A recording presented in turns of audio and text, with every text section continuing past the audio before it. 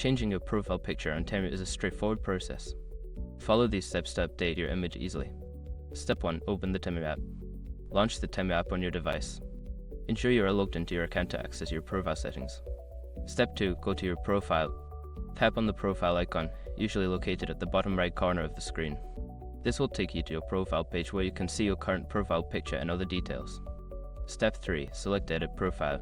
Look for the option to edit your profile, often represented by an edit button or a pencil icon.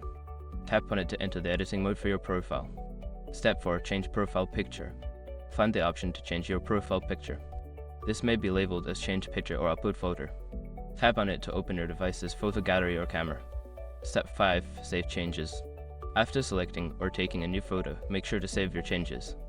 Look for a Save or Confirm button to ensure your new profile picture is updated. Once you have completed these steps, your new profile picture will be set.